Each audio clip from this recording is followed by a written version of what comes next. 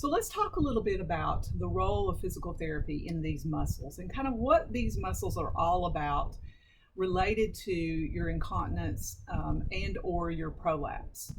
So when we look inside the pelvic floor, we have this group of muscles, and we refer to them collectively as the pelvic floor muscles. The anatomical name of this group of muscles is called the levator ani. But I personally just like the way pelvic floor sounds versus levator ani. So if you look at the muscle, it encloses or kind of closes off the whole pelvis, and they attach all along the bony part of the pelvis. So without these muscles, you would just have a hole in your pelvis.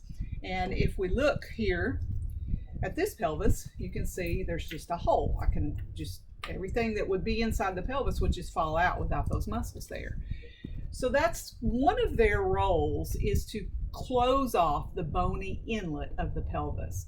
And they create this nice stiff plate or this shelf for everything to sit on. So they're sitting in the bottom of the pelvis and basically just keeping everything in place from underneath.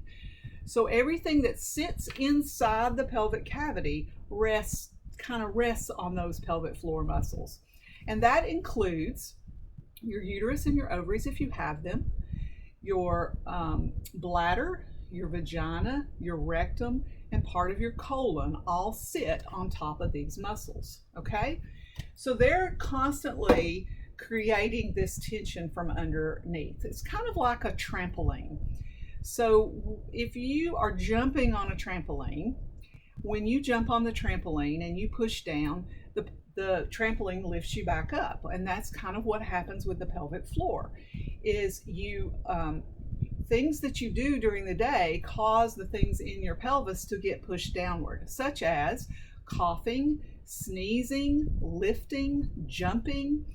Just bending over can create this downward pressure inside the body and the pelvic cavity, and that will push everything downward, and the pelvic floor works to lift everything back up, just like a trampoline, okay? So that's one thing they do. They close off the bony inlet of the pelvis and they give support from underneath.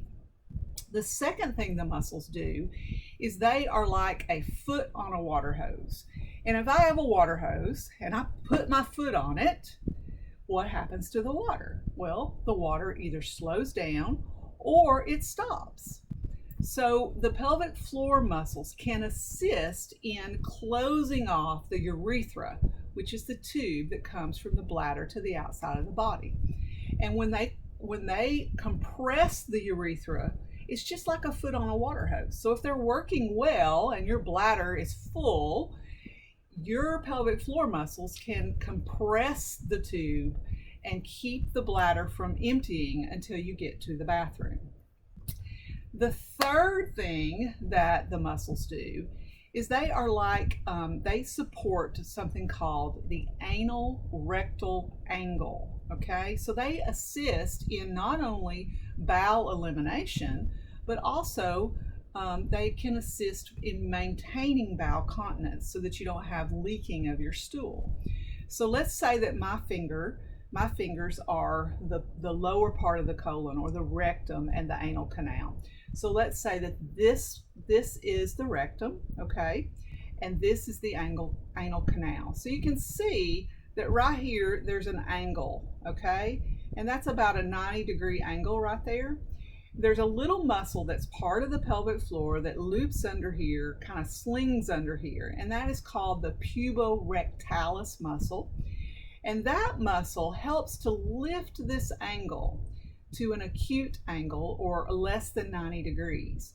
And that angle keeps the stool, as it fills up the rectum, from going anywhere. It stops right there. It stops at the angle, and there's a little muscle in there that helps as well.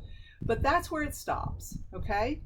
So when the muscle's working well, it keeps that angle closed. And then when it's well coordinated and your bowels are full, this rectum's full of stool, and you need to go to the bathroom, you'll go and you'll sit down on the toilet, and this puborectalis muscle will relax. And when it relaxes, it opens up that angle to greater than 90 degrees so that your bowels can empty.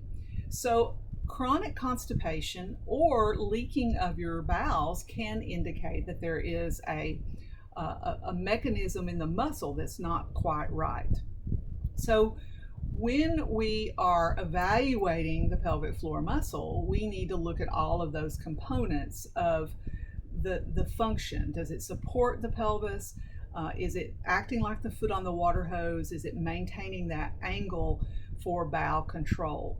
And symptoms in any of those areas can indicate a pelvic floor dysfunction.